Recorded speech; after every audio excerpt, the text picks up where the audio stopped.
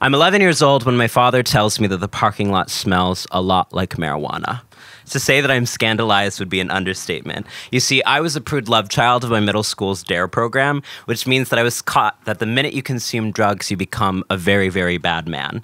So when my father insinuates that he knows the smell, I judge him to be an evil person and tell him to confess immediately or I'm running away from home. He laughs and says, "The things you will never know about my past." I've never asked my father who he dated before my mother.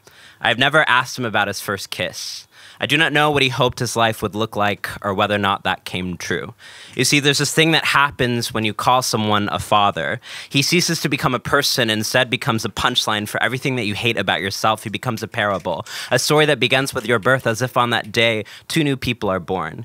Everything he is before this moment is now history, his story. There's this thing that happens when you are trans, when you know you are not a man because you know you are not your father's son. And the moment you tell him this, he becomes everything you are running away from. So in this way, being trans is another way of announcing I am running away from home. I've never asked my father what it felt like to become history, to watch 30 years of memory coil inside of his gut, so that every time he laughed, he could remember what it felt like to be young again. There's a VCR tape in the living room drawer. Fast forward to the scene where a man who would have looked like me if I hadn't have run away from man walks out next to a woman radiant enough to be the sunshine when I first opened my eyes. This is my parents' wedding video. In this shot, my father's best friend tells him that he can no longer be a rebel now that he's a married man. This is how I discover that my father used to be a rebel. When I meet his friends from college, they tell me I look just like him, and I want to correct them, say, no, I'm not a man. I mean, I'm not that man. My father laughs at me in this video.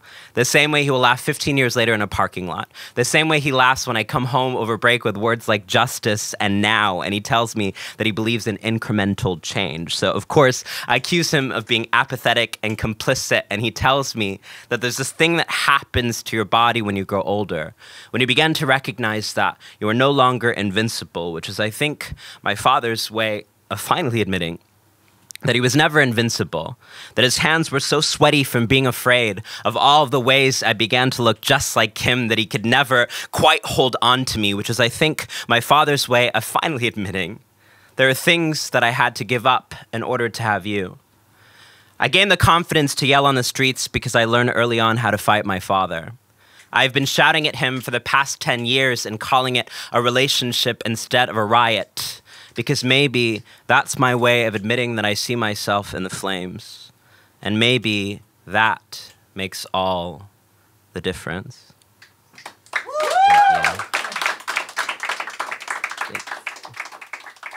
So we're with Alok Vaid-Menon. We're doing 21 questions with them. Okay, so the first question I thought of, it's a cliche, but who is Alok Vaid-Menon for you? Resist definition.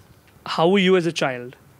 I was like an extremely emo child, so I might be aging myself here, but I used to like go to Texan Screamo shows wearing my girlfriend's jeans and like just cry. I kind of do the exact same thing now. So this is a long way of saying I'm the same thing that I was back then. Okay, one thing that you want to change about yourself? I really wish that I could believe what other people tell me that's positive about myself. What is your favorite thing about being Alok Vaid-Menon? I'm transcendental, darling. Do you want to describe yourself in 1 or 2 words? Evolving, contradictory. So what do you love the most about India? One of the things that I think is most precious about being here is there's a frame of reference for those of us who are not men nor women. I feel like oftentimes in the United States, people frame the non-binary conversation as new, whereas here there have always been people outside of a Western gender binary. And what do you hate the most about India? The profound and staggering inequality and violence. Okay, what is the one stereotype that annoys you the most? The idea that if we care about our appearance, we're somehow superficial or like we are not smart. If you could broadcast one sentence to the world, what would that one sentence be? We have been taught to fear the very things that have the potential to set us free. Nice. So who are the current poets that you really look up to and inspire to be like? Sure. One of the joys of being able to tour all across the world is to connect with trans and gender nonconforming poets who often don't really get their due in their local context. So in the past year, some of the people who I've really been listening to are Travis Alabanza, who's an incredible Black trans femme poet from London, Keith Zenga King, who's another Black trans femme from Munich in Germany, and Umlilo, who's an incredible Black trans femme in Johannesburg, South Africa. Okay, what is the one item in your wardrobe that you cannot live without? Platform heels. What series are you binging right now?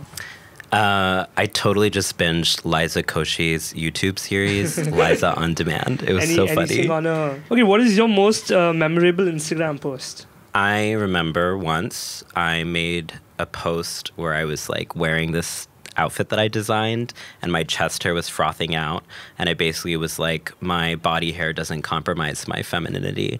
And then it went viral and I was getting all of this hate mail. And then I remember seeing so many women being so antagonistic to me. And it was really the first time I began to realize that so much of the violence directed to trans people is because people resent us for the kind of freedom that they've not been able to achieve in their lives. So even though I was experiencing so much harassment over something as simple as body hair, I think it really allowed me to recognize that oftentimes the people who are harassing me want to be me.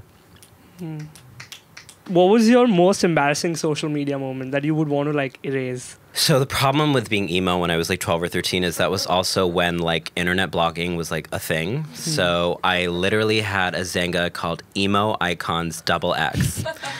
And I would literally just like post things like, I got 7 100s and 199 in school. Like, fuck my PE teacher for giving me a 99. I'm oppressed, you know? Like, and it's just extremely embarrassing now. What is the recent, like, you know, most memorable fan moments that you have had? At a show I did in Bangalore actually 3 years ago, I had someone come and say, this is the first time I've ever worn a dress in public. And I think ever since then, that for me feels like, wow, my work is actually impacting people. Do you think it's about time that, you know, everyone starts wearing skirts during summers? Oh, absolutely. I mean, one of the best parts of being from Kerala is that we've already figured that out like thousands of years ago. So this is a lesson that everyone else needs to just catch up to. How would you want to explain to someone who's unaware and ignorant the usage of, you know, the pronouns they and them in the simplest way? They is a gender-neutral alternative to his or her.